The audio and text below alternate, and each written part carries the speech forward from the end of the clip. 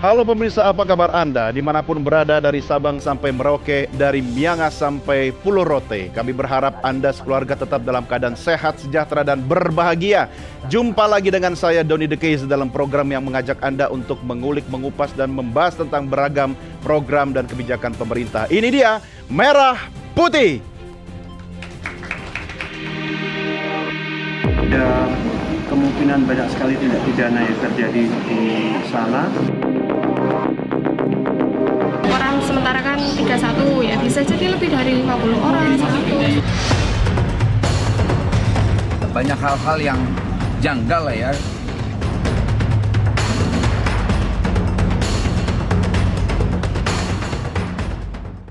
Judulnya ada kata siapa peduli tanda tanya. Harusnya kita semua yang peduli, pemirsa.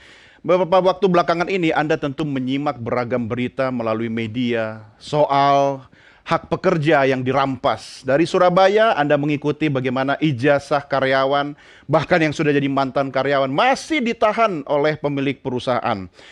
Belum lama ini juga kita menyimak beragam berita tentang, kalau saya menyebutnya, perbudakan yang terjadi di Oriental Circus Indonesia. Mudah-mudahan nanti kita juga bisa berjumpa dengan para korbannya.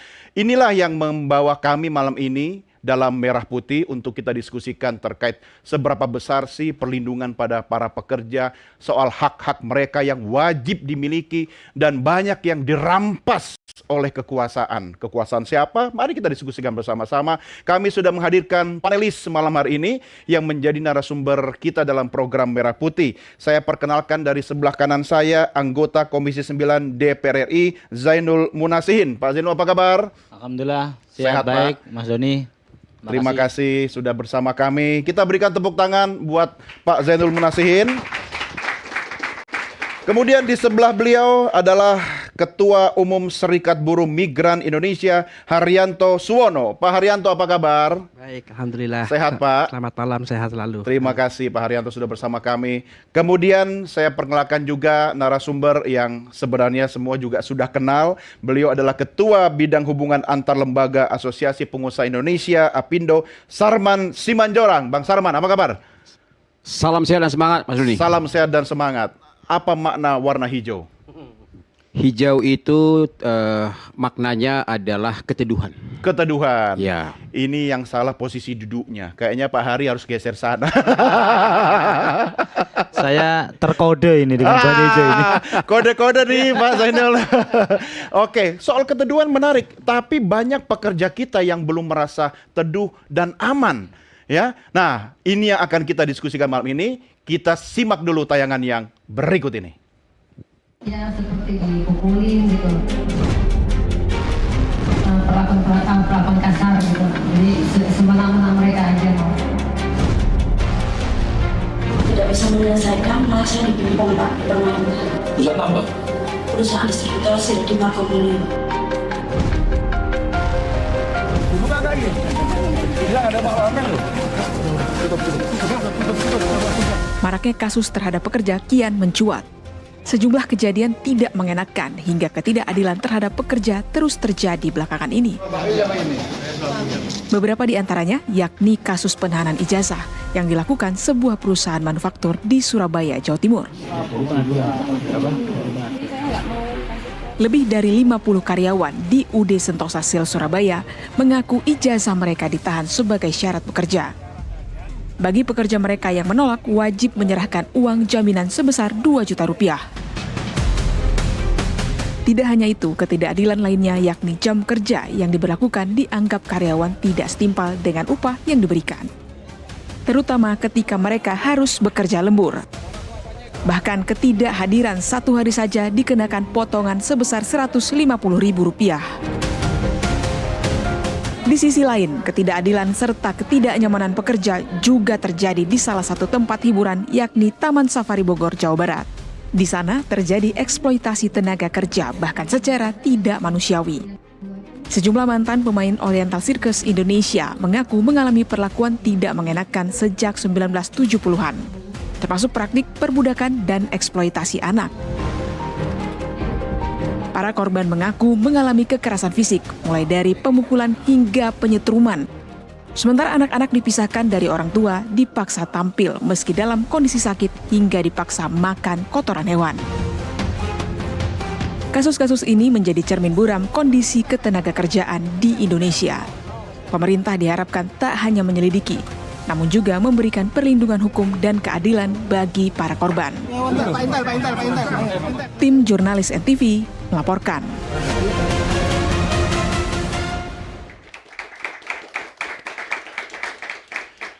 Pemirsa, sebagai perwakilan dari korban yang ijazahnya ditahan, kami juga nanti akan berkomunikasi dengan Wahyu Ong, kuasa hukum dari korban penahanan ijazah yang tadi visualnya kasus di Surabaya Anda simak bersama-sama. Oke, kita langsung mulai dengan para panelis kita. Saya ke Pak Zainul Munasin dulu. Ada yang salah di negara kita ini, Pak. Ketika kalau kita bicara pekerja harusnya dilindungi, tapi ternyata mereka di mana-mana banyak yang jadi korban. Apa yang bisa Anda sampaikan? Ya, Bang Doni, saya kira ini kami dari Komisi 9 tentu sangat prihatin dengan situasi perkembangan bagaimana dunia perburuan kita hari ini.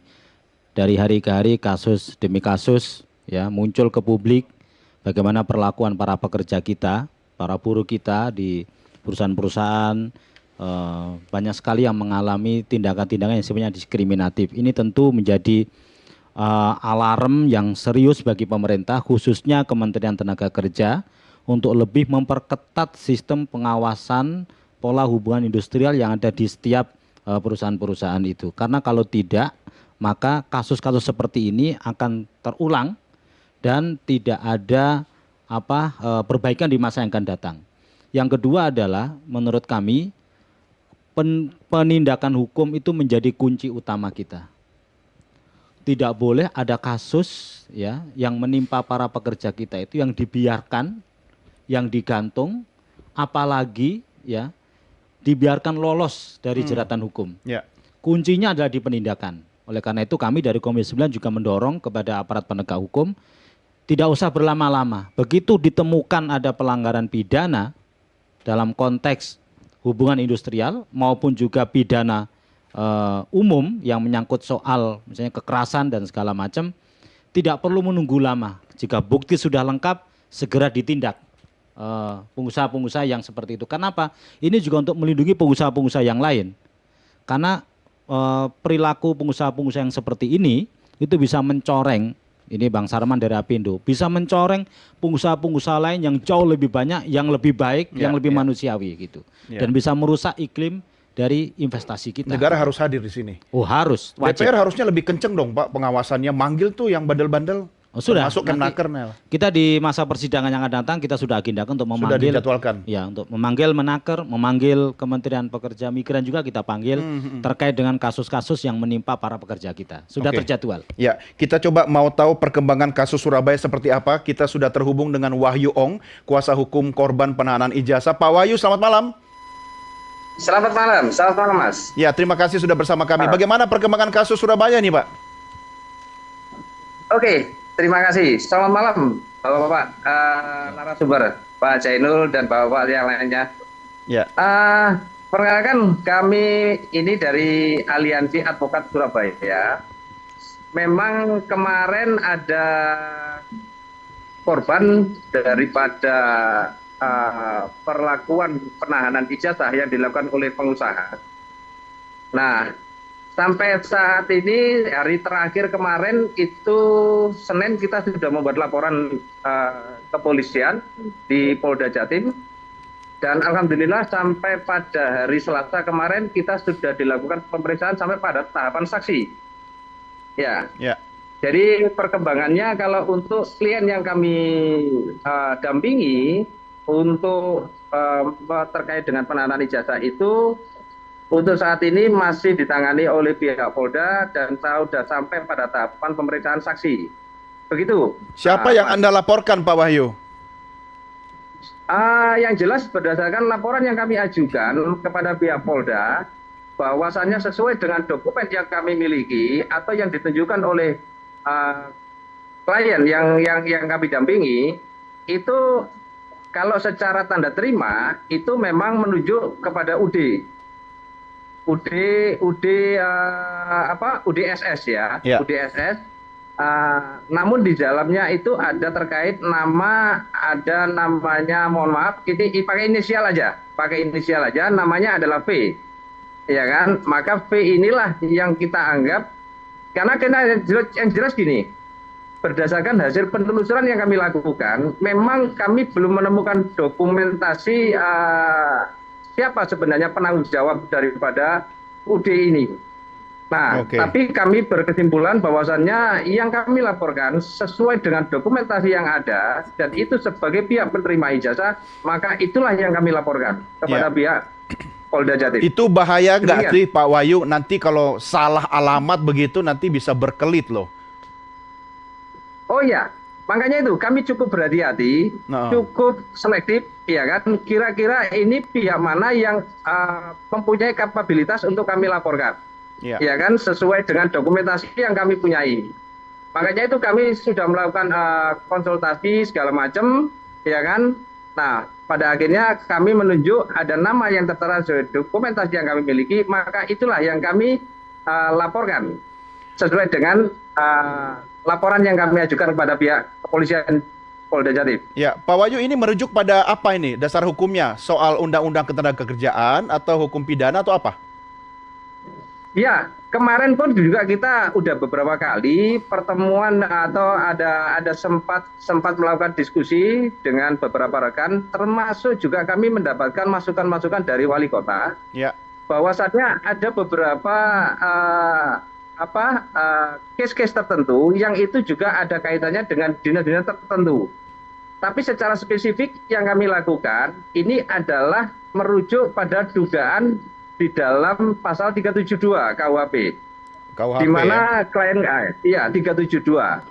Dugaannya itu yang kami laporkan, makanya itu kami tidak mau merembet ke hal yang lain-lain dulu karena memang berdasarkan informasi dan dokumentasi maupun yang kami miliki, untuk sementara ini dugaan yang kami sampaikan itu adalah menyangkut di pasal 372 KUHP mengenai penggelapan. Oke. Begitu, Pak. Kalau Undang-Undang Ketenagakerjaan pasal 51 52 kan sebenarnya situ sangat konkret ya Pak Wahyu tentang soal perusahaan tidak boleh melakukan tindakan merugikan pekerja termasuk menahan dokumen penting seperti ijazah gitu kan. Tapi pendekatannya berbeda ya, KUHP ya. Ya, KUHP. Kita mendasarkan pada itu.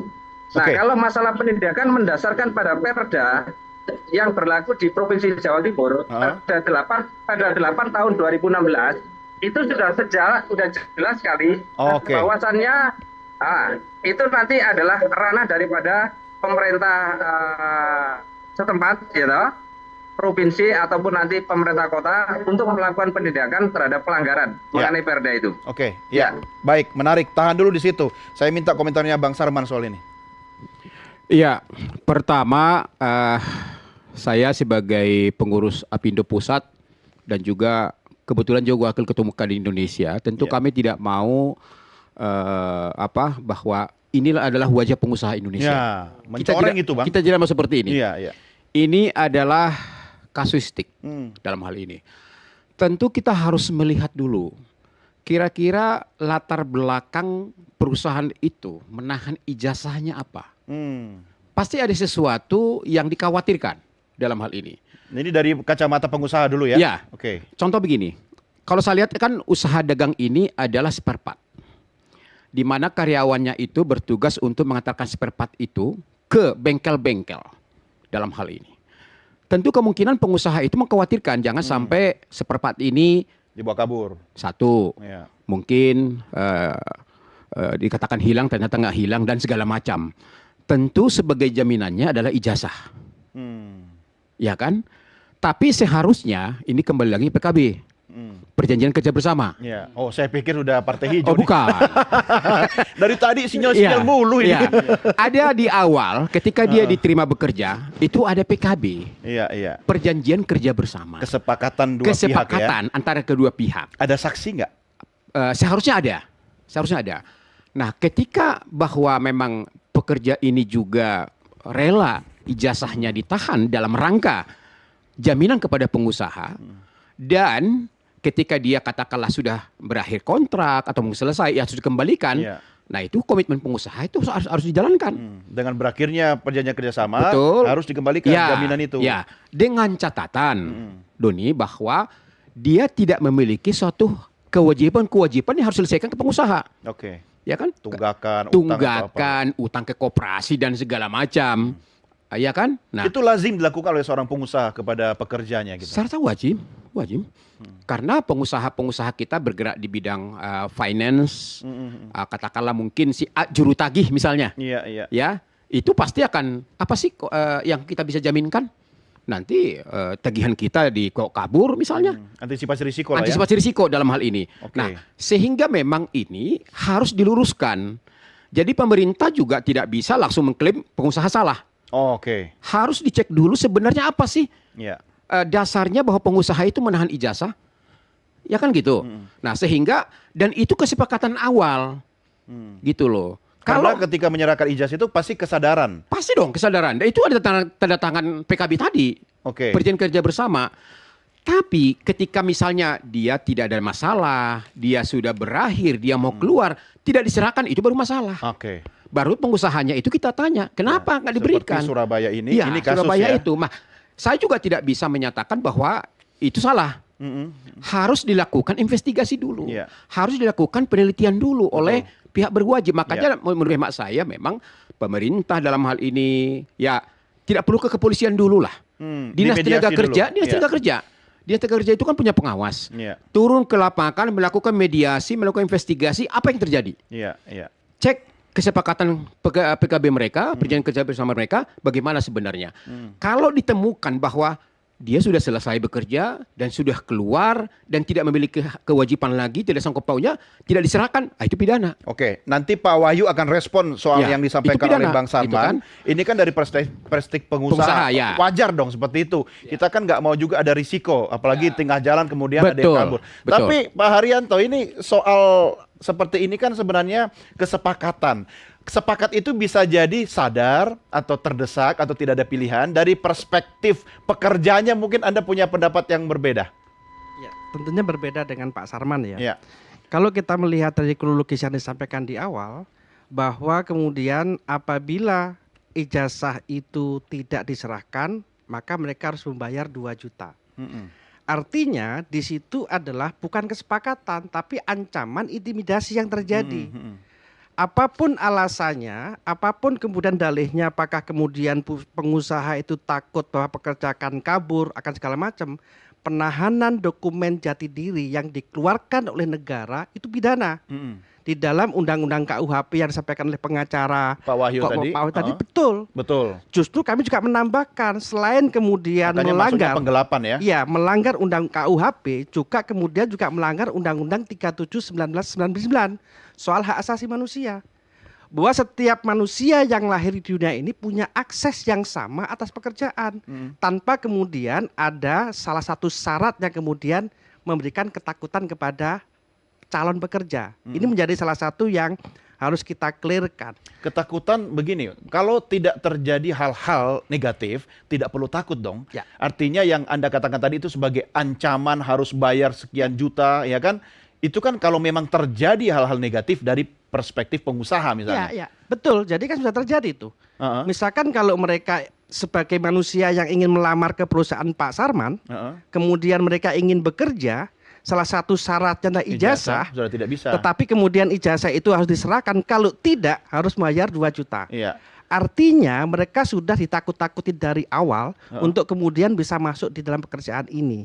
Ini menjadi salah satu yang harus kita luruskan. Oke, sebentar sebelum lebih jauh. Ini saya tidak memihak ya, tetapi ketakutan itu kan terbukti dari kacamata pengusaha. Kemudian akhirnya jadilah kasus seperti ini. Anda melihatnya seperti apa? Ketakutan itu kan ketakutan dalam pengusaha itu terjadi apabila kabur. Oke, ini enggak. Apabila kemudian akan menggelapkan barang dagangan segala macam.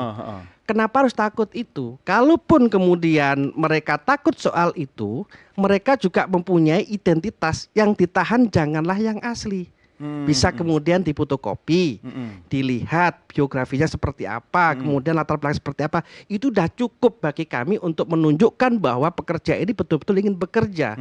Apabila kemudian di tengah jalan mereka melakukan kriminal, tindaklah secara hukum yang berlaku. Oke, ada jalurnya. Jangan ya. kemudian membuat spekulasi penahanan ijazah karena ingin takut kabur, kemudian membawa kabur pembawa spare part tadi. Bukan seperti itu. Oke, sebentar. Filosofi yang ingin Coba kami bangun. dijawab dulu. Jadi begini, tadi di KUHP ya, kalau dalam Undang-Undang Ketenagakerjaan, ya Undang-Undang Nomor 13 Tahun 2023, sebenarnya tidak ada diatur dalam hal itu. Tidak diatur bahwasanya bahwa pengusaha itu katakanlah tidak boleh menahan daripada surat-surat penting atau ijazah. Undang-Undang Ketenagakerjaan nggak dipakai itu. Diatur, mungkin Pak. Pasal diatur, tapi kenapa tidak dipakai? Di KUHP tidak, di KUHP ada. Kalau spesifik di Undang-Undang Ketenagakerjaan itu tidak ada. Tapi ketika ada kesepakatan bersama dalam hal ini kan kesadaran. Artinya kalau dia misalnya dari awal tidak mau, ya sudah, ya nolak. Ya nolak, ya kan? Jadi sebenarnya begini, bahwa ini kan kasuistik saya katakan tadi ya, kasuistik harus dilakukan investigasi. Bahwa banyak perusahaan yang sampai saat ini menahan ijazah banyak, tapi nggak ada masalah kok. Bisa disebut Pak, di mana Ya. Pak? Disebutkan Pak. Coba Bapak cek di bidang-bidang finance, kredit mobil, rumah, itu ada Pak, gitu loh. Tapi nggak ada masalah kok selama ini karena memang mereka komitmen. Asal nggak ada masalah, ketika dia selesai ya dikasih, udah selesai, gitu loh. Jadi makanya saya katakan tadi, saya tidak berani menyatakan bahwa Udi Harsanto sisi benar, saya tidak berani. Dilakukan investigasi. Pak Rasman, konteksnya ini berbeda. Ya. Ini orang mau sudah riset, kemudian ingin mengambil ijazahnya. Itu makanya saya katakan Terus kemudian perusahaan tidak mengakui bahwa dia menahan ijazahnya. Yang kedua, dengan menggunakan konteks perburuhan sudah terjadi mediasi, kemudian yang difasilitasi oleh wali kota, kemudian dinas tenaga kerja, bahkan kemudian Wamen Naker pun juga datang, tapi mereka gegabah untuk kemudian tidak mau menyelesaikan masalahnya dengan cara bipartit. Betul. Mereka malah menantang dan segala macam. Itu saya katakan Mas. Maka sepakat dengan Pak Rasman, Ya. kalau ini terjadi, Pak Sarman akan terjadi mengancam bisnis juga kalau kemudian Pak Sarman tidak mau meluruskan apa yang tadi di UD Sentosa Jadi ini. misalnya gini, Seperti itu. saya luruskan yang tadi saya katakan tadi, kalau memang dilakukan investigasi bahwasanya si A sudah resign dan tidak memiliki kewajiban apa-apa ke perusahaan dan ijazah itu ditahan, itu pidana Pak. Itu harus diproses sesuai dengan hukum yang berlaku. Itu maksud saya itu. Gitu loh. Makanya perlu ditegaskan, diluruskan dalam hal ini. Tapi dan saya rasa kalau memang pengusaha itu menutup-nutupi, ya kalau memang di Dinas Tenaga Kerja tidak mampu, ya pihak aparat keamanan, polisi harus turun. Gimana Pak? Bang Rasman, tadi kan Pak. Bang Sarman Jangan ya, Pak Rasman, mohon maaf. Pak, ini. Bang Sarman, mohon Hampir maaf. satu partai, gara-gara nama bisa berantakan. Sama-sama ini. hijau nih Pak. Bang Sarman tadi kan menyampaikan soal PKB, ya kan? PKB itu tidak boleh mencantumkan klausul-klausul yang bertentangan dengan undang-undang. Ya kan? Kalau di dalam PKB itu ada klausul bahwa karyawan harus yang melawan menyetorkan undang-undang, ijazah, gugur demi hukum. ya, maka perjanjian itu PKB itu batal demi hukum, Pak. Di dalam Undang-Undang Tenaga Kerja itu disampaikan oleh Bang Doni, disampaikan juga oleh Bang Arianto bahwa menahan dokumen pribadi, dokumen yang sifatnya pribadi untuk kepentingan hubungan kerja, ya kan? Itu tidak dibenarkan. Itu bertentangan dengan Undang-Undang Tenaga Kerja, bertentangan dengan Undang-Undang Komnas HAM, gitu. Jadi secara otomatis PKB-nya itu batal demi hukum, Pak. Ya. Apalagi dilaksanakan, apalagi tidak dikembalikan. Ini menurut saya Bang Doni, pengusahanya ini keterlaluan ini. Coba bayangkan, sudah wakil wali kota turun, Wamenaker turun, sudah seviral ini tetap gak mau kembalikan. Ini kan betul-betul luar biasa ini. Kasihan ya Wamen datang. Iya, harus dicari ini seberapa emang sekuat itu nih pengusahanya ini loh. Gitu. Oke, mungkin bukan soal kuat tidak kuat, tapi soal pemahaman terhadap undang-undang atau hukum yang bisa berbeda-beda ya. Makanya kita semua diskusi di sini. Tapi saya mau tahu lebih jauh ke Pak Wahyu. Pak Wahyu, ini kan harus clear dulu. Kalau Anda maju secara hukum, dasar hukumnya jelas, soal kasuistik tadi yang Bang Sarman sampaikan itu betul, ya Pak Haryanto juga benar gitu loh. Cuma jangan sampai gara-gara kasus viral ini kita sebenarnya yang jadi korban itu ya akhirnya ya kita cuma rame aja di televisi seperti ini. Pak Wahyu, ini seperti apa?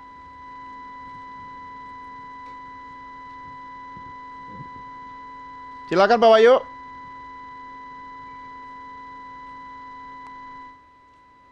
Ya memang harus datang ke Surabaya ya. Seperti Wawali dan Wamen ya. Sudah dengar? Oke. Halo. Ya. Siap. Ya, gimana Pak Wahyu? Tadi mendengarkan apa yang saya tanyakan? Halo. Ya. Oke, silakan komentarnya apa? Diulang tadi, sempat terputus-putus tadi. Oh ya, oke. Nah, ini kira-kira posisi Anda jadi mau... gini. Oke. Silakan. Iya, kebetulan, mohon maaf sebelumnya, memang posisi ini kami berada masih di luar, jadi memang kalau memang ada kurang jernihnya, mohon maaf sebenarnya. Ya. Oke, jadi prinsip gini, bagi kami, bahwasannya kami pun juga cukup berhati-hati untuk melakukan tindakan ataupun upaya-upaya yang perlu kita lakukan demi kepentingan daripada si korban. Ya toh, makanya itu segala sesuatunya sudah kami pertimbangkan secara detail dan secara seksama, bahwasannya kalau toh nanti justru apa yang kami lakukan ini tidak memberikan sesuatu yang positif pada klien, ya tentunya kami pun juga akan berkoordinasi lebih lanjut, ya kan? Ya. Baik itu dengan pemerintah kota Surabaya maupun dengan pihak-pihak dinas-dinas terkait. Tapi yang jelas bagi kami tidak ingin merambah kemana-mana, karena secara prinsip bagi klien kami adalah dia hanya menghendaki agar ijazah yang sudah tertahan sekian tahun itu bisa kembali lagi. Ya, Pak Wahyu, saya mau tanya, Pak Wahyu sudah ngecek belum ke semua korban yang Anda wakili itu, apakah pada waktu awal bekerja diterima di perusahaan itu dengan kesadaran menandatangani perjanjian kerjasama, kesepakatan lah dengan pemilik usaha yang salah satunya menjaminkan ijazah begitu? Iya, jadi secara prinsip gini, berdasarkan informasi yang kami gali dari prinsipal itu bahwasannya tidak ada namanya perjanjian kerja, tidak ada dari awalnya pada waktu dia masuk bekerja itu tidak ada namanya ya? Perjanjian kerja, tidak ada. Semakin cuman hanya diminta. ini. Oke. Gimana? Itu terkonfirmasi ya, tidak ada perjanjian ya? Iya, tidak ada. Terus yang kedua Pak Wahyu, ada kontrak kerja nggak? Kontrak kerja? Tidak ada. Tidak ada juga? Tidak ada. Oke, dua. Tidak ada. Apalagi Anda temukan? Kalau toh misalkan perlakuan yang lain ya tentunya ada. Tapi kami ingin mencoba untuk membatasi setiap fakta-fakta yang kami temukan dari hasil keterangan ataupun informasi yang diberikan para korban ini. Itu kami pilah-pilah. Oke, ada pertanyaan dari Bang Sarman, apakah ada tanda terima ketika karyawan menyerahkan ijazah atau dokumen kepada pengusaha? Ada tanda terima? Ada. Oh ada, oke. Aman berarti. Makanya pada waktu kami membuat laporan itu ke kepolisian, itu kita mendasarkan kepada tanda terima. Oke, yang tanda tangan, yang menandatangani tanda terima dari perusahaan itu siapa? Apakah yang Anda tuntut itu atau orang lain? Betul. Sesuai dengan nama yang tertera di situ, itulah yang kami tuntut. Ya kan? Oke, ada jabatannya nggak di situ?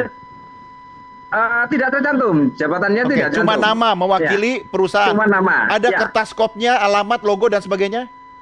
Ada, semua ada. Tapi nama yang tertera di situ bukan penanggung jawab secara badan hukum.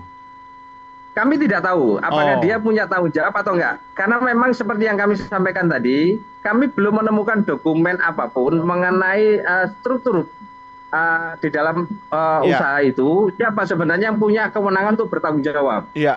Pak Wahyu, makanya kami mengambil hasil daripada kesimpulan kami, ya nama itulah sementara yang kita pakai untuk sebagai bentuk laporan. Ya, Pak Wahyu, Anda kan baru punya tanda petik ya, baru punya hal yang sedikit ya. Kok ya nekat atau berani maju secara hukum? Kenapa tidak melakukan mediasi atau mungkin hal-hal yang bisa di luar hukum gitu dulu loh, Pak? Iya, berdasarkan hasil informasi yang kami terima dari klien ini sudah keluar dari tempat bekerjanya itu tahun 2020. Dan selama kurun waktu sekian tahun ini sudah ada 2 kali upaya untuk meminta pengembalian daripada ijazah itu. Namun itu pun tidak mendapatkan hasil. Makanya itu kami berkeyakinan bahwasanya sudah cukup waktu ini dan sudah cukup upaya yang dilakukan oleh si korban ini untuk bisa Oke, sebentar Pak Zainul. Saya mau kasih komentar dulu gimana? Oke, sebentar Pak Zainul. Pak Wahyu, boleh tanya satu, apakah dari 50 pekerja yang ditahan ijazahnya itu apakah ada yang punya tunggakan ke perusahaan? Ya. Sampai sejauh ini kami belum bisa mengenai tunggakan itu, hampir rata-rata tidak pernah ada, Pak. Tidak ada tunggakan itu. Oke, makasih. Tidak ada. Oke, Bang Sarman apa ya? Ada yang mau di... Ya, kalau saya mendengar tadi dari kuasa hukum, tentu seharusnya kalau ada penahanan ijazah, itu harus dicantumkan di perjanjian kerjasama di awal. Ya kan? Masuk dalam klausul. Betul. Perjanjian. Tujuannya apa? Kemudian juga kalau udah selesai kontraknya dia harus ijazah itu diserahkan dalam hal ini. Satu. Yang kedua, kalau memang ya, apalagi tadi disampaikan tidak ada tunggakan yang lain, ya saya rasa ini memang sudah sewajarnya ini dibawa ke ranah hukum. Ya, berarti pengusahanya yang bandel ini ya? Ya, berarti pengusahanya bandel kalau begini. Ya kita harus akui dong. Kalau kita benar kita bakalan benar, kalau bandel kita bakalan benar gitu loh. Karena ini saya rasa sudah ya kalau memang benar ya, kalau benar saya rasa ini sudah terlalu memberikan suatu manipulasi dan tekanan besar kepada pekerja dalam hal ini. Ijazah itu hak dia. Dia susah payah belajar 5 tahun, 10 tahun untuk mendapat ijazah itu. Dan itu ditahan tidak ada dasarnya, saya rasa juga ini kriminal. Itu wajib diproses dalam hal ini. Oke, iya, artinya harus clear dulu, baru kita bicara. Harus clear dulu. Ya, tapi kan ternyata Pak Wahyu juga akhirnya sudah sepakat dengan kliennya untuk maju ke ranah hukum gitu kan. Sudah tidak ada lagi peluang ya Pak Hari ya untuk kemudian diselesaikan di luar meja hijau gitu? Ya, sebetulnya kalau kami ingin ceritakan kasus ini sudah sangat lama dan dilakukan beberapa upaya. Kalau kita melihat dari beberapa informasi dan sumber, misalkan ada RTPU dengan DPR di Jawa Timur, misalkan ada ketemu dengan Disnaker, bahkan kemudian ditelepon wali kota pun malah nantang-nantang. Artinya ini sudah ada langkah-langkah yang kemudian musyawarah dengan sistem perburuhan yang ada di Indonesia. Karena upaya ini tidak kunjung disambut baik oleh perusahaan, bahkan kemudian melempar dengan HRD-nya macam-macam, maka sudah tepat untuk dibawa ke ranah jalur hukum. Tapi tambahannya begini, sebetulnya kalau kita mau bicara tentang pidana, tidak cukup juga kalau kita hanya bicara penggelapan. Kita harus melihat, karena di dalam konsep perdagangan orang itu tidak hanya kemudian terjadi di luar negeri, tetapi juga terjadi di dalam negeri, di dalam pasal 4. Kalau kami melihat merunut dari peristiwa yang ada, 3 unsur terpenuhi. Proses, cara, dan tujuan eksploitasi terpenuhi. Prosesnya apa? Mereka kemudian dipekerjakan dengan iming-iming. Ya kan, dengan gaji dan segala macam. Kemudian ada pemaksaan dengan menyerahkan dokumen ijazah. Wah, ini ada lagi nanti dengan soal tujuan sirkus nanti nih. Dengan tujuan untuk dieksploitasi. Ya kan?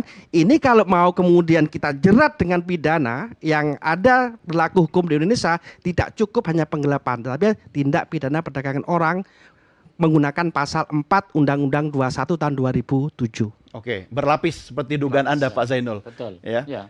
Apa yang bisa Anda sampaikan soal kasus ini? Jadi memang ini juga bukan hanya terjadi di perusahaan di dalam negeri ya. Dalam kasus pekerja migran, penahanan dokumen pribadi yang namanya paspor, KTP itu terjadi cukup banyak. Dan itu dipakai sebagai alat sandera. Alat sandera dari para oknum-oknum yang ingin mendapatkan manfaat dari dengan menyandera dokumen pribadi para pekerja kita, dan itu sebetulnya menyalahi aturan. Dan itu bisa dianggap sebagai perbuatan kriminal. Kalau pengusaha terlibat dalam kasus yang seperti ini, maka pengusaha yang bersangkutan bisa juga terkena kategori perbuatan melawan hukum. Dan kerana hukum saya kira dibenarkan gitu, Iya. kayak gitu. Oke, ini bukan bermaksud untuk memilah-milih kasus Bapak-Bapak, tetapi sebelum kita bahas kasus yang mungkin Pak Haryanto lebih banyak menguasai soal buruh migran kita di luar negeri, di depan mata kita sendiri di dalam negeri itu nggak habis-habisnya. Itu soal Surabaya belum selesai ya. Ini soal orang yang menurut saya diperbudak dalam sirkus ya, itu juga harus kita Tapi selesaikan. Pak Doni, mungkin saya ini Singkat, juga Bang. memberikan masukan Ya, kepada ya. pemerintah ya. Ini momentum juga menurut hemat saya, karena kan dalam waktu dekat kita juga akan membahas penyempurnaan daripada undang-undang ketenagakerjaan kita yang baru. Tentu mungkin hal-hal seperti ini juga harus kita masukkan saja. Iya, iya. Ya, bagaimana supaya pengusaha-pengusaha itu misalnya tidak boleh ya menahan dokumen-dokumen penting Ya. pekerja, ya kita masukkan saja di dalam supaya ada dasarnya, Iya, iya. supaya kuat dalam hal Iya. ini. Ini salah momentum. Tapi dalam sambil hal ini. nunggu itu Bang, mungkin Apindo bisa mengedukasi, kemudian ya kalau yang bandel-bandel pengusahanya bisa disentil gitu loh. Saya rasa begini ya, ini adalah fungsi pengawasan daripada pemerintah dan sosialisasi kepada pemerintah supaya lebih aktif. Saya tidak menggurui ya, bisa saja itu pengusaha itu tidak ngerti undang-undang ketenagakerjaan. Iya, iya. Ini bukan lepas tangan loh, Iya, Apindo. iya, bukan. Karena selama ini mereka tidak pernah mungkin sosialisasi, tidak pernah mengetahui, Oke. sehingga yang dia pakai wah, hukum dia aja Oke, gitu. iya. Ekosistem lagi. Oke. Sangat mungkin. Iya kan? Itu sangat Ya, mungkin. oke. Nah. Baik, Bapak-bapak, kita rehat sejenak ya. Kita akan lanjutkan diskusi kita di segmen berikutnya. Pemirsa, kami akan segera kembali. Tetap bersama kami dalam program Merah Putih.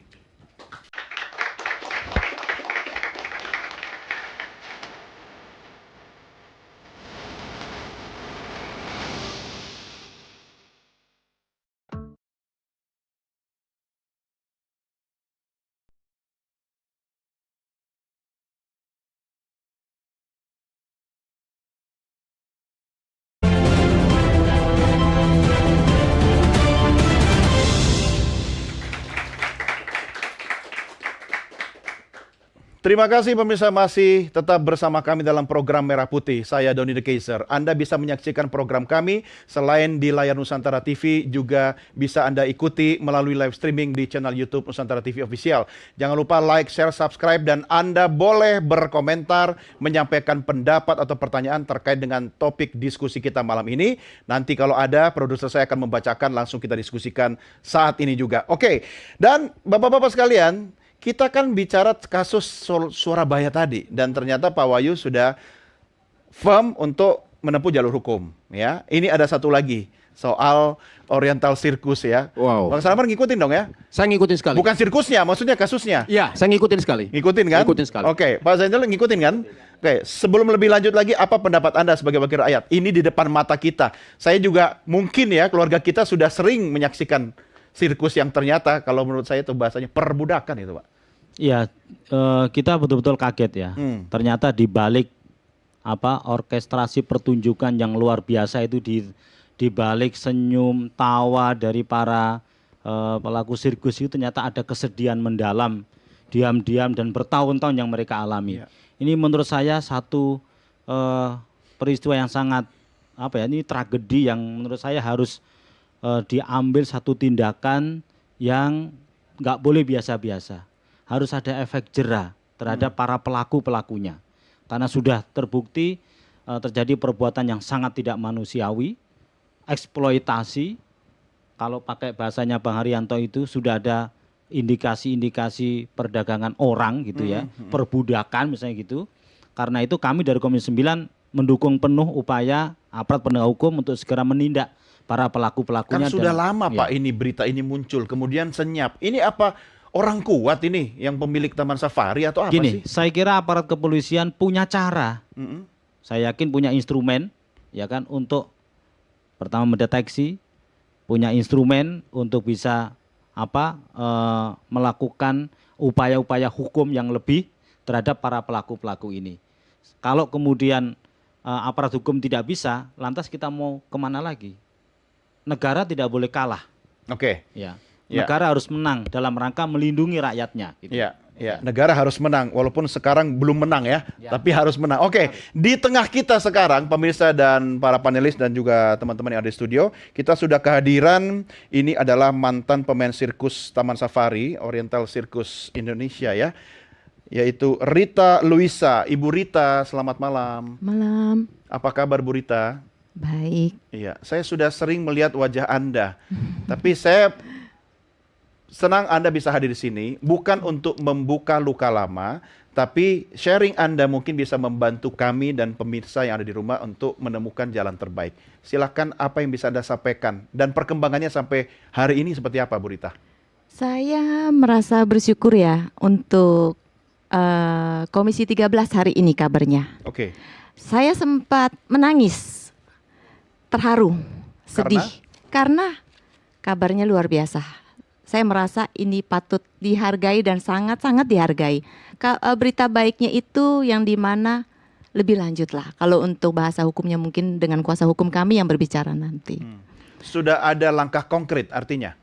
Sepertinya demikian. Karena saya kembali lagi kepada kuasa hukum kami nanti yang menjelaskan. Oke, langkah hukum, kuasa hukum yang akan menjelaskan. Tetapi peristiwa itu terjadi, Anda yang alamin. Betul. Oke, boleh di-share kembali flashback peristiwa itu? Ya, betul, tahun 78 ya. 78. Sementara senior saya tahun 70-an. Wow. Itu betul, saya mengalami hal-hal yang masih bayi, balita ya, 3 tahun. Anda umur 3 tahun waktu 3 tahun saat itu. Kenapa saya bisa bilang 3 tahun? Karena saya masuk banyak senior. Jadi saya bisa tahu usia saya 3 tahun. Kira-kira 3 tahun. Betul, dan pokoknya saya itu diambil dengan mengiming-imingkan sekolah di luar negeri. Keadaan saya sulit, mama saya dikasih uang, anggaplah uang susu. Akte lahir itu diambil. Dan di mana akhirnya saya dibawa ke suatu rumah bos besar itu di Pondok Indah, saya sebut saja. Dan itu saya dilatih di sana. Udah dilatih hanya beberapa pekan maksimum dari 3 minggu mungkin 3 bulan, saya lupa ingat. Intinya mereka ada target maksimum yang harus kita bisa memperagakan atau mencari nafkah di Dari bawah. umur segitu? Ya, betul. Dan itu dibawa ke Oriental Circus. Dibawa ke Oriental Circus itu untuk latihan lebih sulit lagi. Karena di sana ada senior, banyak sekali senior di sana. Nah, udah ada senior supaya latihan dasar kita bisa digabungkan dengan senior-senior tersebut. Jadi harus harus cepatlah berjalannya waktu itu, kita harus jalan show di depan para penonton. Sudah itu usia 4 tahun. 4 tahun. Ya, dari disitulah terjadi kekerasan terjadi. Apa saja bentuk kekerasannya? Luar biasa ya. Intinya tidak ada kata kekerasan ringan di sana. Sekalipun tabok bagi kami yang keras demikian, bagi kami hal biasa. Itu tabok dengan mungilnya saya, sampai sekarang saya pun juga masih mungil. Itu pun luar biasa lah, saya dibanting tuh bagaikan bola. Main sirkus dari sana lari, saya harus bisa ke sini, ya jatuh, ya jatuh, pungut lagi, lari lagi ke sini, harus dilempar lagi, masuk kolong, lempar lagi. Itu sambil tersenyum yang melakukan itu. Itu usia saya sekitar, saya udah bisa bisa salto-salto seperti itu sekitar 5-6 tahun. Kita itu ada tuntutan usia-usianya. Jika tidak, di situ tidak boleh makan, dikurangin asupannya, porsinya, tambah dihukum, seperti itu. Digaji nggak? Oh tidak. Selamanya tidak digaji? Selamanya. Kata mereka dianggap anak, nggak perlu gaji. Oh, itu bukan sebagai upaya tindakan latihan disiplin yang dilakukan? Apakah disiplin tadi seperti saya bahas di awal, kata pemukulan lembut saja tidak ada. Apakah bentuk disiplin kalau dengan kekerasan, banting, lempar, balik lagi, banting, lempar. Banting maksudnya tubuh Anda dibanting? Iya, betul. Betul. Bukan banting dalam artian latihan sirkus gitu? Ya nggak dibanting ke bawah dong. Kan gitu. Oh. Itu pala saya masih mungil, itu dibanting ke lantai. Itu kan bentuknya panggung ya. Iya, panggung itu kan bentuknya kayu. Ya lempar-lempar dan saya tuh udah setengah keliyeng. Itu tidak diizinkan, saya itu ya capek, pingsan, itu nggak diizinkan. Hajar lagi, tendang, pokoknya intinya bangun. Kita nggak boleh bersuara, kita nggak boleh nangis. harus tough, bangun. Nggak ada yang bantuin? Nggak ada yang berani. Senior saya banyak, nggak ada yang berani. Itu siapa yang melakukan itu? Franz Sendiri? Manangsang, ya sendiri. Katanya dia tidak mengonfirmasi soal itu, artinya itu fitnah. Bohong ya? Oh iya pasti, mana ada maling aku penjara penuh. Toh kalau 1-2 orang silakan. Tapi lihat, semakin gini, semakin dari 8 orang yang memviralkan ini. Kami membantu teman-teman kami supaya tidak ada berkelanjutan. Ternyata makin banyak. 23 totalnya. Satu demi satu akhirnya keluar. Betul. Ya. Padahal semuanya berusaha untuk menanam dan melupakan luka itu. Betul sekali. Kenapa Anda akhirnya kemudian berani bicara? Ya saya pikir ini udah saatnya. Satu, sosmed sudah zaman digital. Kayaknya saya yakin. Karena saya berpikir begini. Netizen hakim kami. Saya merasa mereka adil. Dan kami tidak buat-buat. Anda masuk umur 3 tahun. Betul. Kemudian keluar kabur umur berapa? Umur sekitar 14 tahun. 14 tahun. Berarti kurang lebih 11 tahunan Anda di dalam lingkaran sirkus itu. Ya bisa dibilang gitu. Karena kan 3 tahun. Terus dasar dulu sio iya. cari uangnya 4 tahunan. Oke, 11 tahun itu Anda bisa kabur sekali langsung kabur atau upaya? Bersyukur. Saya langsung kabur tidak ketemu lagi. Saking mungilnya saya bisa nyelip. Gimana bisa kabur akhirnya tuh ceritanya? Jadi gini, waktu saya bisa kabur itu di mana saya ibaratnya bahasanya saling ada teman atau karyawan yang membantu kami gini. Bos ada di mana? Oh mungkin seperti ke depan, nggak tahu kemana. Mungkin ke warung atau ke toko atau kemana. Udah kabur. Oh, pas 2 meter saat itu. Bos yang dimaksud ini siapa maksudnya? Jansen, Franz. 2 orang ini yang memang sehari-hari Yang pasti selalu ada. main tangan. 2 orang ini, jadi gini, setiap kita show itu kadang-kadang 1 tahun atau 3 tahun bergantian M1, M2, M3. Eksploitasi itu terjadi, M1 itu Manangsang, Sumampau, Manangsang, Franz Manangsang, Jansen Manangsang. Nah setiap terjadi pemukulan kekerasan itu adalah Franz dan Jansen Manangsang. Beda lagi yang namanya topik Jansen Manangsang kalau memperlakukan kita ini semua selalu mainannya bakyak. Lempar. Mungil loh saya badannya.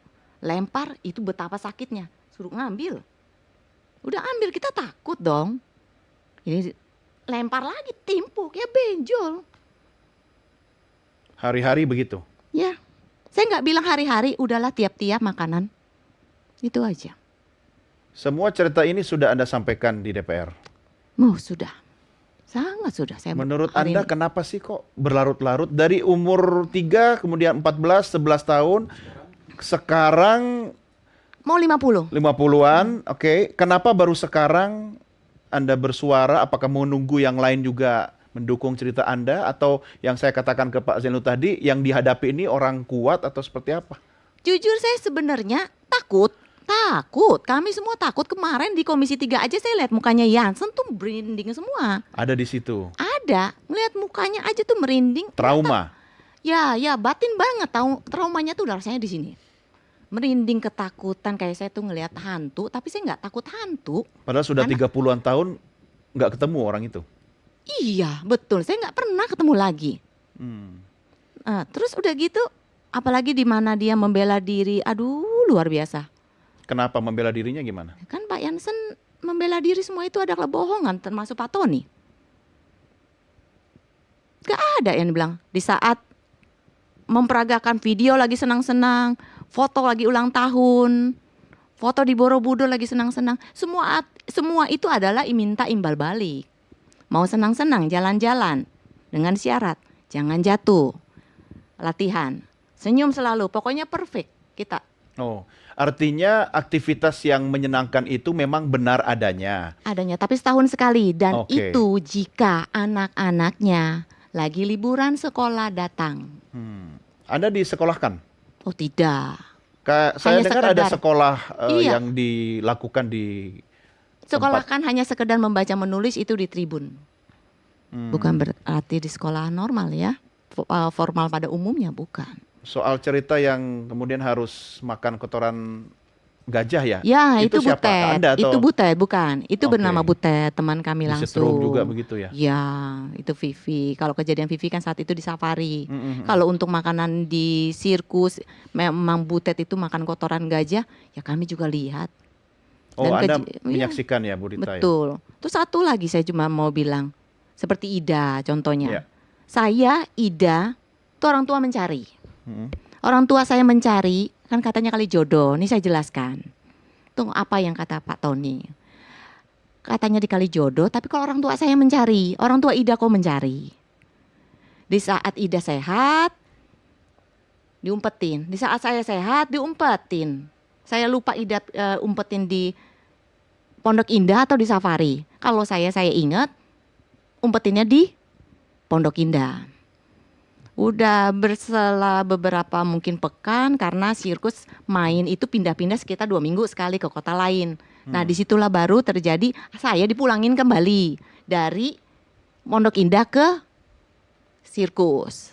Nah otomatis kalau saya udah pindah di saat ibu saya main misalnya di Manado, terus ibu saya datang. Nah otomatis dia pindah, saya main sirkus main di Medan, otomatis kan keluarga saya nggak tahu pindahnya kemana. Jadi saya dipulangin lagi ke orientasi sirkus untuk cari nafkah. Tapi waktu kemudian berhasil kabur, Anda kembali ke keluarga? Kita tidak diizinin ketemu. Cuman hanya karena saya udah diumpetin, saya balik lagi di situ, saya tahu nama Anda Susan. Ya, maksud saya waktu kemudian berhasil kabur dari tempat itu, Anda bisa menemui keluarga Anda nggak? Pulang kembali ke keluarga? Betul, saya ketemu. Masih Tapi tahu sudah keluarga puluhan Anda, ya? tahun, tidak. Puluhan tahun, kan saya masih mencari. Oh. Di situ kami diumpetin, kami tidak diizinkan. Akhirnya bisa ketemu keluarga? Gimana? Setelah rumah tangga saya hancur, itu baru ketemu. Gak lama kemudian kan saya nggak panjang ketemu dengan mama saya, udah almarhum. Cuman hanya bilang kalau saya diambil dengan Tony Sumampau beserta istri Cilien Hong, disebut di situ Ibu Yani, istrinya dari Pak Tony Sumampau. Nah itu yang mengambil saya, bahkan saya tanya akta lahirnya mana. Sama kedua orang itu, suami istri. Punya akte kelahiran? Punya akta lahiran, tapi sama Pak Tony yang belum saya terima sampai detik hari ini. Dan saya jika punya sekarang, karena berdasarkan ada keluarga yang baik, waktu saya kabur saya ditolongnya. Diasuhnya, disekolahkannya dengan keluarga tersebut. Yang berbaik hati menyekolahkan saya dan memberikan identitas masuk ke kartu keluarga. Nama beliau. Anda nama asli atau sudah berganti? Oh sudah berganti, nama asli saya Susan. Kenapa ganti nama? Enggak ganti nama, itu kan dari si Tony Nama itu. pemberian ya? Betul. Kami semua rata-rata demikian seperti Butet. Apakah Butet orang Batak kita nggak tahu. Iya, iya. Ya, itu pertanyaan penting. Oke, sebentar. Saya coba minta pendapatnya Pak Haryanto soal ini. Karena ini kan hak asasi manusia ya Pak ya. Apa yang bisa Anda sampaikan? Di depan mata kita loh. Iya, jadi saya sebetulnya nggak bisa berkata apa-apa ya. Tadi cerita Ibu yang sangat menggugah hati kita semua ya. Ternyata sejak tahun 70-an sampai hari ini kemudian disuguhkan dengan situasi perburuan kita. Perbudakan itu terjadi, artinya ini masih sangat sistematis dan terstruktur. Jadi kalau saya ingin mengatakan bahwa konteks hak asasi manusia, nggak ada kemudian manusia yang lahir di dunia ini dengan tujuan untuk disiksa dengan menghasilkan sebuah keuntungan buat kepentingan lain. Apalagi adalah usia anak-anak. Kita nggak bicara undang-undang, nih bicara soal konsep manusia. Itu nggak ada satupun manusia yang kemudian untuk bisa dijadikan seperti itu. Apalagi kalau kita bicara soal hak asasi manusia. Di dalam konteks hak asasi manusia, kita punya namanya Undang-Undang 3799. Bahwa manusia mempunyai hak yang sama di mata siapapun dan kemudian mempunyai akses yang sama. Apalagi ibu adalah anak pada saat itu. Ini sudah kejahatan yang sangat luar biasa. Terhadap anak, terhadap perempuan. Yang kami katakan kalau itu terjadi, maka kami sebagai manusia, sesama manusia, kami tidak akan pernah memaafkan hal itu. Ini konteks manusianya. Dalam konteks hukum, Maka kemudian kejadian ini kita bicara soal bagaimana nama-nama aktor yang disebutkan tadi. Nanti bisa dipastikan apakah persoalan ini terjadi sampai hari ini. Yang ada di Safari Bogor misalkan, yang ada di dunia pariwisata, yang ada di dunia hiburan. Saya sangat berharap dengan kesaksian ibu ini kemudian akan menambah kekuatan perempuan-perempuan yang lain untuk bisa bersuara. Karena kami punya keyakinan dimanapun pasti ada hal seperti ini. Maka kemudian kalau itu terjadi, maka ini menjadi salah satu ibu yang bisa membuka persoalan gunung es dari ibu kemudian bisa terbuka. Itu satu hal. Yang ketiga adalah kukatakan soal konteks hukum tadi. Ini kita bicara soal konteks hukum Indonesia, ada undang-undang perdagangan orang, kemudian ada undang-undang yang lain segala macam, perlindungan perempuan dan anak misalkan. Itu sudah jelas kalau memang situasinya adalah anak, kalau kita hubungkan dengan undang-undang perdagangan orang, nggak perlu 3 unsur terpenuhi. Cara dengan eksploitasi sudah terbukti dan itu adalah hukumannya sangat kejam. 13. Harus ada saksi nggak? Nggak perlu. Ketika ibu kemudian saksinya ibu sendiri, nggak perlu kemudian memberikan saksi segala macam, karena anak yang sudah kemudian dengan proses dan tujuan eksploitasi nggak perlu dilihat caranya. Caranya adalah apakah tadi katanya kemudian akan dilatih segala macam, nggak perlu. Itu sudah dikatakan sebagai bentuk kejahatan kemanusiaan, perbudakan, yaitu perdagangan manusia anak. Ya. Ini yang harus kami lakukan. Yang kedua, Bang, ini penting juga ya. Kejadian-kejadian ini ternyata kemudian juga berdampak buruk pada akses-akses yang lain. Ketika semua orang ingin mendapatkan sebuah pekerjaan, ternyata sistem perburuhan dimanapun berada, mau di manufaktur, kemudian di hiburan, di pariwisata, perbudakan terjadi. Maka kemudian kayak ibu ini larinya akan kemana? Manusia hidup adalah untuk mencari pekerjaan. Kalau akses pekerjaan di dalam negeri juga perbudakan terjadi, maka mau nggak mau mereka akan terpaksa untuk bekerja di luar negeri. Yang di sana juga belum ada jaminan pelindungan yang hakiki bagi pekerja kita yang menjadi pekerja migran Indonesia. Begitu. Oke, Bapak-bapak bisa loh kalau mau mengonfirmasi sesuatu, nanya langsung ke Bu Rita boleh. Tadi Pak Sarman nanya. Bu, kira-kira Oriental itu masih ada nggak sih sampai sekarang? Untuk sekarang tidak ada, tapi dimuseumkan. Tahun berapa tutup, Bu? Menurut berita itu 2019 ya. 2019. 19 itu ulang tahunnya Oriental Sirkus ke-50 kalau nggak salah sudah dimuseumkan. Tutup ya? Ya. Kira-kira Bu, target dari teman-teman semuanya yang menjadi korban ini apa, Bu? Target dalam hal proses hukum ini? Berharap bisa dihukum seadil-adilnya. Itu, kita minta keadilan seadil-adilnya. Keadilan menurut Bu Rita itu apa? Kalau untuk mereka 3 macan itu, 3 harimau singa itu, saya nggak tahu lah itu udah. Terus itu saya berharap, saya masih manusiawi ya. Saya cuma hanya bisa berharap diambil pemerintah. Walaupun teman-teman saya kurang setuju. Tapi saya cuma hanya berharap masih punya hati lah untuk para pekerja. Karena saya merasakan di mana toh waktu saya punya anak, saya tidak melarang anak saya ke kebun binatang. Ya. Karena apa? Di sana untuk memperkenalkan insting dan memperkenalkan IQ anak itu semua dari perkembangan pertumbuhan anak-anak saya. Kalau teman-teman ada yang lain, berharapnya mereka apa? Boykot. Sebagian, tapi kembali lagi ya kita tidak tahu, lihat saja. Kemarin kan di Komisi 3 tidak ada itikat baik. Hak hidup yang selama ini dirampas tidak ingin dikembalikan. Itu rasanya biarlah proses hukum. Saya percaya kok, proses hukum itu undang-undang di Indonesia masih ada dan bisa berjalan yang baik. Anda percaya? Percaya. Harus optimis. Pak Zainul. Ya, saya kira ini negara betul-betul harus hadir yang kesekian kalinya ya. Nggak bisa ini dibiarkan ini. Nggak boleh. Saya setuju dengan Mas Haryanto ini. Ini udah kejahatan kemanusiaan ini Mas. Nggak bisa ditoleransi ini. Sudah berlapis-lapis ini pelanggarannya ini. Perdagangan orang, mempekerjakan orang di bawah umur, anak, eksploitasi perempuan. Itu kalau dijadikan satu itu ya, dalam tuntutan gitu ya Bang Sarman. Itu hukumannya berlapis-lapis loh itu. Dan ini akan menjadi presiden yang buruk. Bagaimana nanti kita bisa menikmati sebuah hiburan? Bagaimana nanti kita bisa betul-betul menikmati tawa, senyum dari para pemain sirkus? Ketika dalam hati kita kemudian jangan-jangan di belakang mereka diperlakukan seperti itu. Ya. Kita jadi sangat apa ya, Bang Doni? Menurut saya ini harus diusut secara tuntas. Ya. Nggak boleh lepas ini. Mereka berharap kepada pemerintah dan masih percaya hukum loh Pak. Artinya jangan sampai jadi bumerang ketika negara tidak hadir, hukum tidak bekerja dengan baik, bahaya loh Pak. Saya setuju. Terima kasih Ibu yang sudah memilih menempuh jalur hukum ya. Dan ini tantangan bagi pemerintah untuk membuktikan bahwa hukum di negeri ini masih bisa tegak berdiri untuk warga negaranya.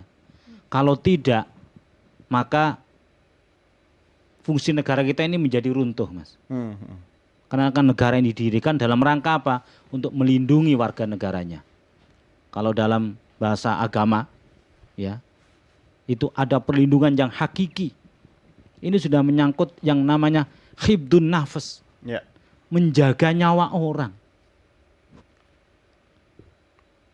menjaga yang disebut dengan hibdun nasl, menjaga keberlangsungan generasi yang akan datang.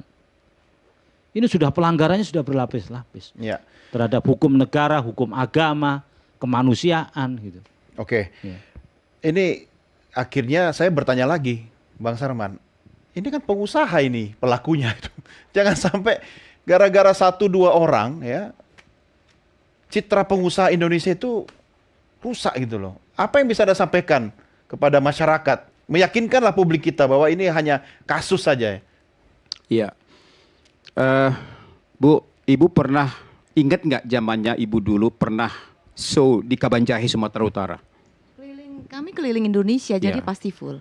Saya waktu SD, mungkin kelas 5 atau kelas 6 tahun 78, 79, saya pernah menonton itu di Kabanjahe. Jangan-jangan Ibu ada di sana waktu itu. Yeah. Mungkin saya masih di Pondok Indah. Tapi bagi kami penonton pada saat itu, ketika kami melihat bereaksi sirkus itu, yang kami lihat adalah sungguh keajaiban. Manusia sekecil itu mampu melaksanakan seperti itu. Yeah. Bahwa kami merasa bahwa itu adalah talenta-talenta muda yang baik, yang bagus, yang dibina dengan baik. Betul. Tapi ternyata 40 tahun kemudian, saat ini, kita baru tahu hasil eksploitasi ternyata. Bahwa itu adalah terjadi eksploitasi. Kalau mungkin dari awal manusia orang-orang tahu, mungkin nggak ada yang nonton, Bu. Terus terang aja. Ya kan? Nggak ada yang nonton itu. Tapi mengapa 40 tahun kemudian ini baru terungkap kembali. Tapi apapun itu, Bu, kita mendengar cerita teman-teman termasuk Ibu, yang ada dalam hati kita adalah hati yang terbakar sebenarnya. Kok bisa ya sesama anak bangsa seperti ini?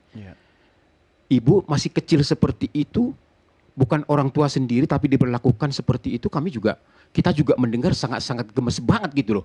Masih anak sekecil itu. Tapi bagaimanapun Ibu dan kawan-kawan adalah pahlawan sejati dalam hal ini.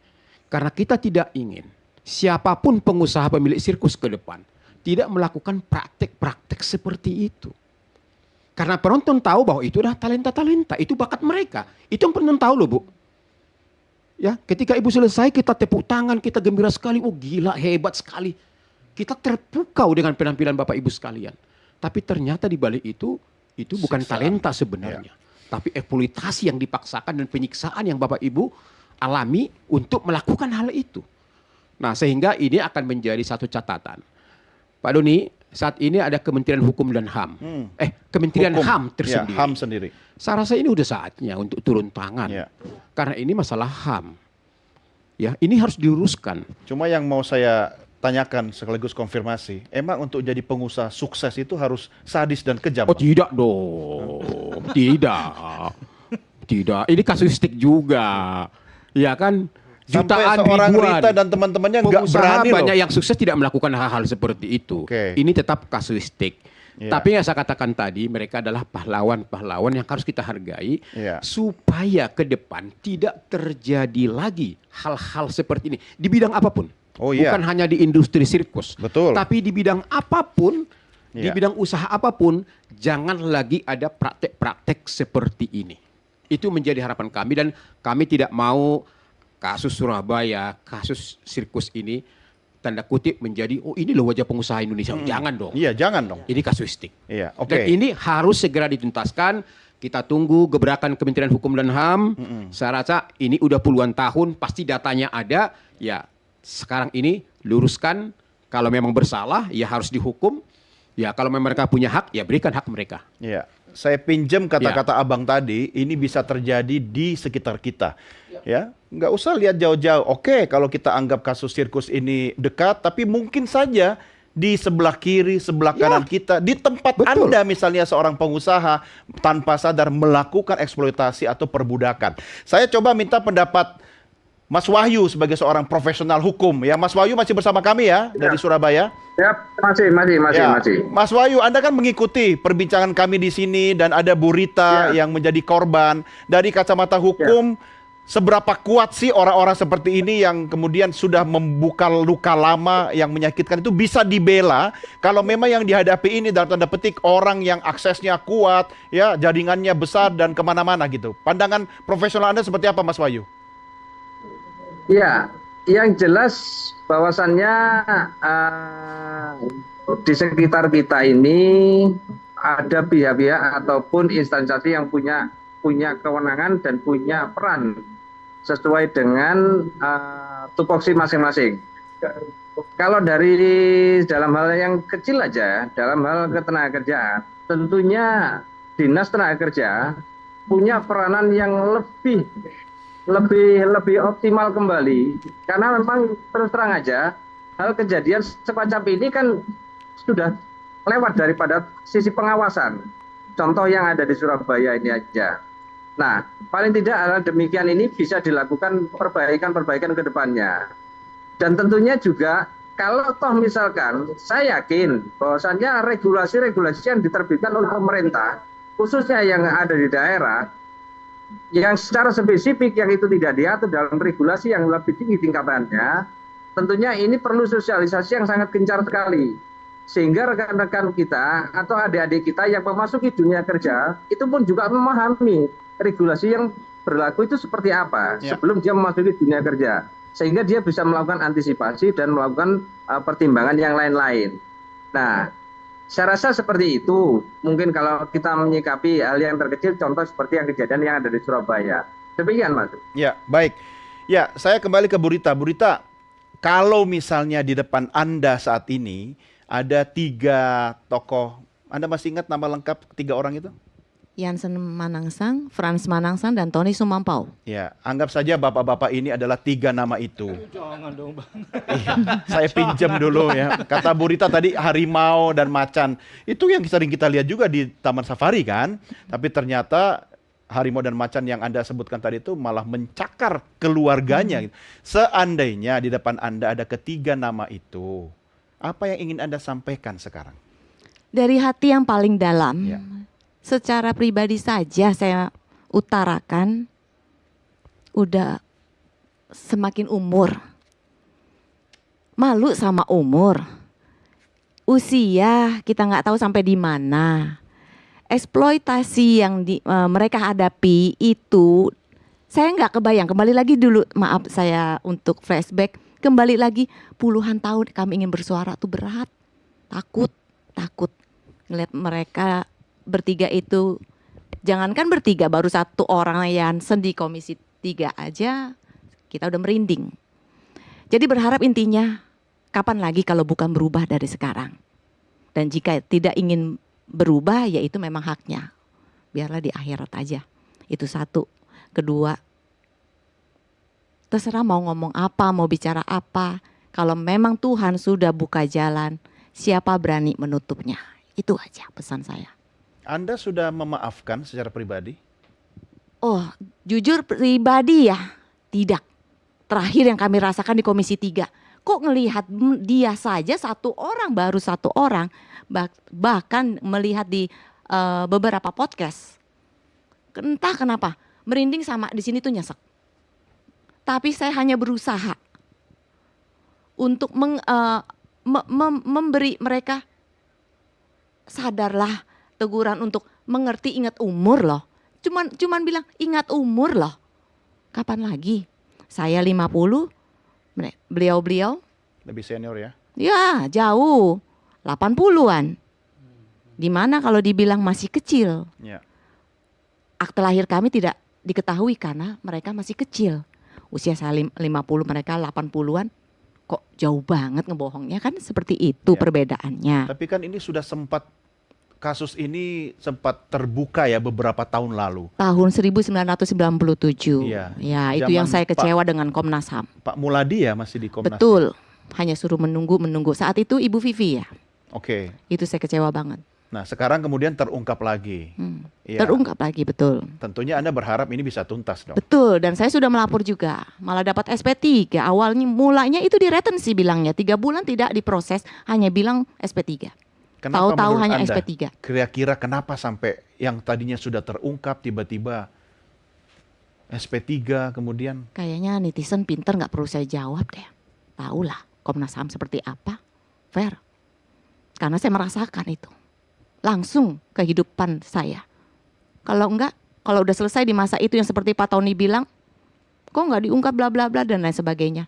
Nggak akan terjadi seperti ini. Karena dunia sosmed sudah sangat mempermudah kita komunikasi, yuk kita sama-sama. Ya, kita bersyukur media sosial ya bisa Betul membantu menyampaikan pesan-pesan yang sebelumnya tidak banyak orang boleh tahu ya. Betul banget. Soal penderitaan Anda. Oke, saya juga minta produser saya minta tolong Kakak Reni, ada komentar di channel YouTube Nusantara TV. Ada satu yaitu dari Eri Rifai. Terima kasih sudah meneruskan komentar. Bunyinya. Oke, pelan-pelan. Yang pertama soal pabrik yang tidak membayarkan apa istilahnya upah ya. Oke, pertanyaan berarti ya, itu pelanggaran atau tidak? Oke, nanti dijawab. Kemudian yang kedua, oh banyak komentar. Pilih salah satu, produser.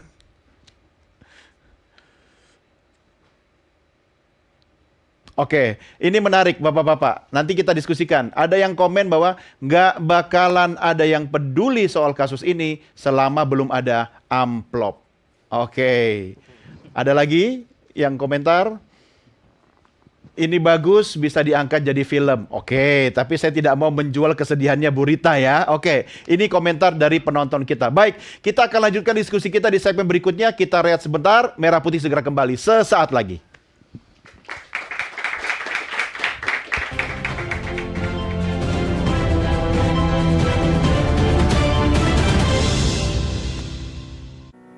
Pemirsa Nusantara.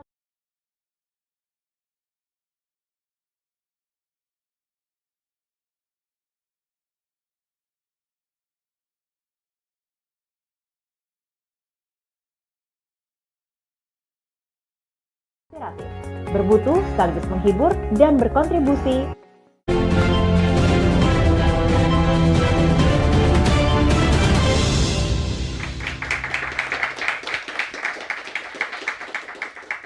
Terima kasih pemirsa masih bersama kami dalam program Merah Putih hanya di Nusantara TV dan kita lanjutkan diskusi kita. Ini membahas tentang hak pekerja. Saya boleh katakan hak asasi ya. Karena sudah banyak kasus, ya contoh 2 kasus yang kita diskusikan malam ini, kasus penanda ijazah di Surabaya dan juga soal Oriental Circus Indonesia yang sudah tidak ada lagi ya, Bu Rita ya. Oke, Bu Rita, ini harus selesai. Mumpung banyak mata sekarang sedang menyorot kasus Anda, apa yang Anda bisa sampaikan kepada ada wakil rakyat kita, ada aparat kepolisian mungkin ya, Komnas HAM ya, Kementerian HAM, Kementerian Hukum dan seterusnya, sehingga semua mendorong upaya untuk penyelesaian kasus Anda. Silakan. Saya simpel ya untuk bapak-bapak semua yang ada di sini. Mungkin saya tidak paham benar dari posisi kedudukan atau nama. Yang pasti dari pemerintahan betul ya Pak ya semua ya. Yang saya DPR. Ah ya Bapak, saya cuma satu. Bapak kan sebagai pemerintahan. Ini dari hati saya yang paling dalam mewakili juga teman-teman. Itu kan swasta ya Pak. Yang melakukan eksploitasi kan swasta. Apakah berani dengan orang mereka? Menurut Bapak, bakal tuntas nggak? Itu aja. Kami di DPR pasti akan mendorong sekuat tenaga sesuai dengan kewenangan kami untuk menuntaskan kasusnya Bu Rita. Hari ini DPR punya komitmen kuat bersama dengan Pak Prabowo, ya kan? Karena kita ini merah putih nih, Bang Doni. Ya. Ini adalah suara dari warga merah putih, warga yang dijamin dan dilindungi oleh negaranya, tempatnya berlindung. Oleh karena itu, kami DPR, kami adalah panggungnya Bu Rita dan teman-teman semua, dan juga mungkin teman-teman yang lain. Ya termasuk acara Ya, ini. ya, termasuk acara ini. Ya, jika ada mungkin kasus-kasus serupa, tidak perlu takut untuk speak up. DPR memberikan panggung yang cukup untuk teman-teman untuk bersuara, gitu. Bukannya bersuara, kami juga akan berikhtiar sekuat tenaga untuk memberikan ya pressure kepada pemerintah, kepada aparat penegak hukum untuk mengambil langkah-langkah yang konkret dan tegas terhadap para pelaku kejahatan kemanusiaan seperti ini, Bu. Kita akan kawal terus kasusnya Bu Rita. Kami Komisi 9, walaupun kemarin Ibu datanya ke Komisi 3, karena memang itu Komisi Hukum, ya kan?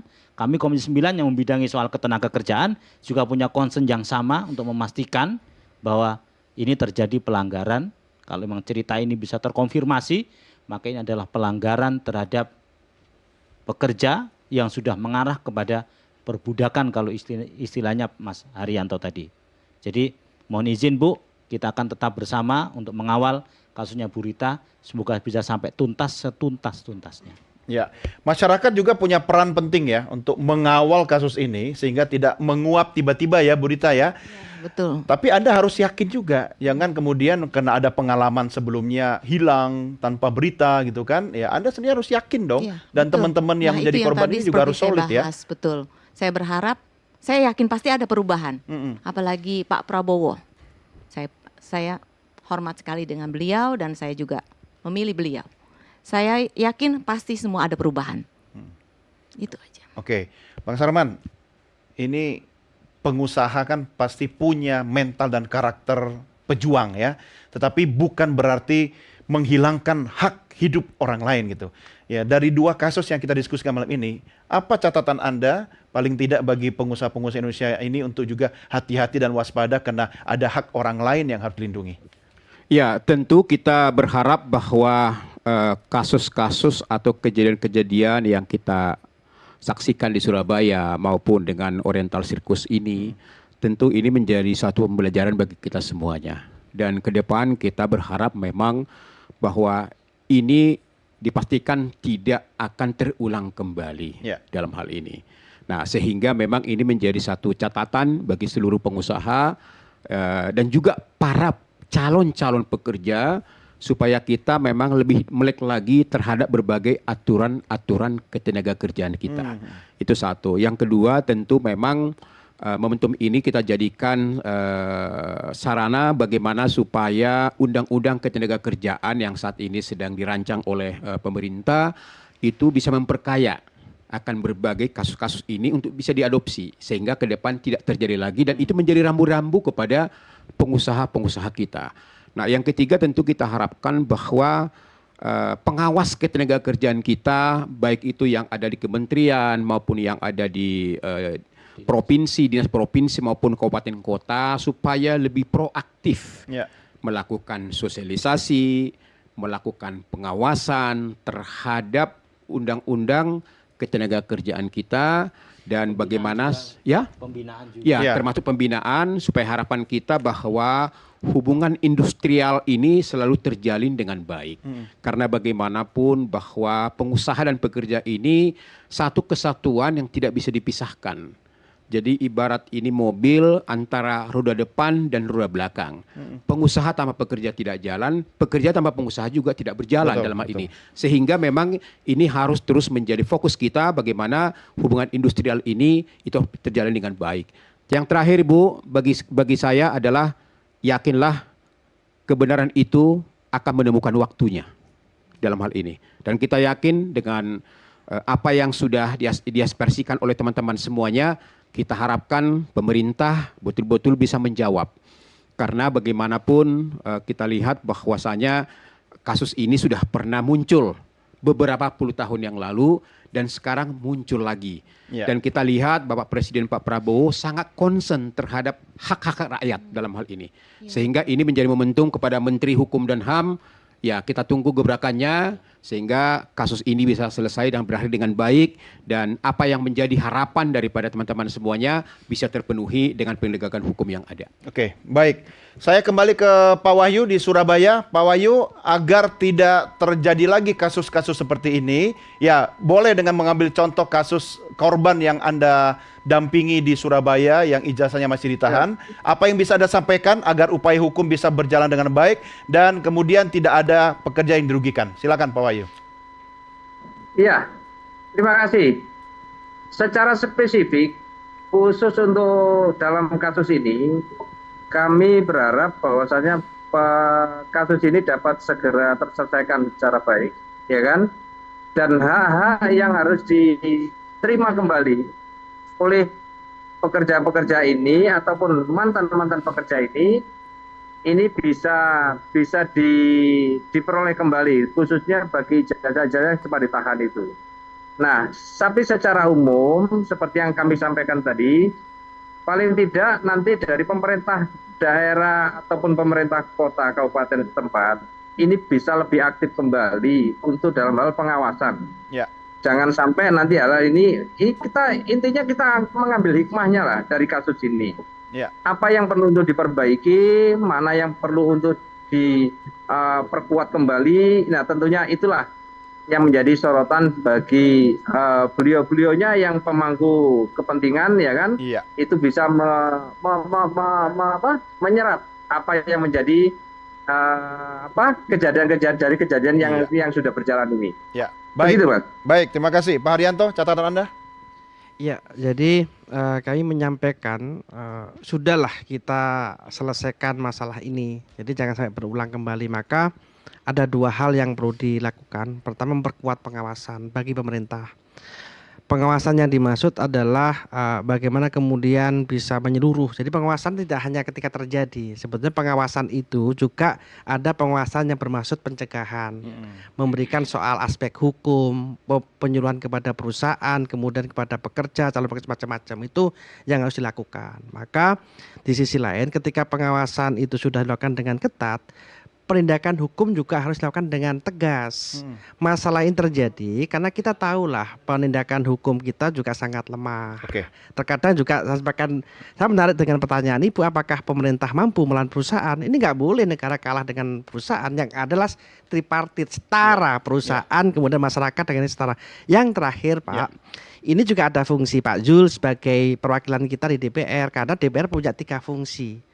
Budgeting, kemudian regulasi, sama pengawasan. Mungkin skema pengawasan yang kemudian sudah dilakukan oleh Komisi 9 diperketat kembali sampai pada masuk pada unsur-unsur yang tidak bisa dijangkau oleh pemerintah kita. Mungkin itu. Baik, 30 detik Pak, singkat Pak. Baik Mas Doni, saya kira kita sudah belajar banyak dari 2 kasus ini ya. Ini menjadi PR ya, menjadi tantangan bagi pemerintah dan kami juga yang di DPR untuk bisa menciptakan kehidupan yang lebih baik bagi para pekerja kita yang bisa bersinergi dengan para pengusaha. Saya setuju dengan Bang Sarman bahwa pekerja dan pengusaha itu adalah mitra. Ibarat roda depan, roda belakang. Saya sangat setuju. Dan oleh karena itu keduanya harus saling menjaga hubungan baik ini. Tidak boleh saling menafikan, tidak boleh ada saling mengeksploitasi, tidak ada istilah kalah dan menang. Semuanya harus menang dalam konteks untuk membangun bangsa dan negara ini. Baik, baik. Bu Rita, saya kasih Anda waktu 30 detik. Anda sampaikan pesan atas nama teman-teman Anda kepada Presiden Republik Indonesia. Silakan melihat ke arah kamera. Apa yang mau Anda sampaikan kepada Presiden Republik Indonesia soal kasus ini? Silakan. Pak Prabowo, Bapak Presiden yang kami cintai, saya mewakili teman-teman dengan kasus ini yang sudah begitu viral dan perjuangan kami berharap kami berani speak up seperti ini. Salah satunya karena Prabowo ada di sini dan menang, yang saya pernah nyoblos Pak Prabowo. Saya minta dukungan dan saya minta ini selesai sampai tuntas seadil-adilnya. Karena di mana ada Pak Prabowo, di sini saya percaya hukum akan ditegakkan. Dan saya masih percaya kalau pemerintahan ini masih ada HAM, pelanggaran-pelanggaran yang bisa diselesaikan dengan bijak dan kejujuran. Itu saja. Terima kasih. Terima kasih Bu Rita. Baik, terima kasih juga kepada seluruh narasumber panelis kita, Pak Zainul, Pak Hari, Bang Sarman, terima kasih. Pak Wahyu dari Surabaya juga terima kasih. Dan kata kuncinya, pemirsa, tugas kita semua bersama-sama saling mengawasi. Hati-hati, bisa jadi kita lagi sibuk membahas kasus ini, ternyata di sekitar kita, di rumah kita sendiri, ada pelanggaran hak asasi pekerja. Waspada, pemirsa. Inilah akhir jumpa kita dalam Merah Putih. Saya Doni The Geser, sampai jumpa. Merdeka!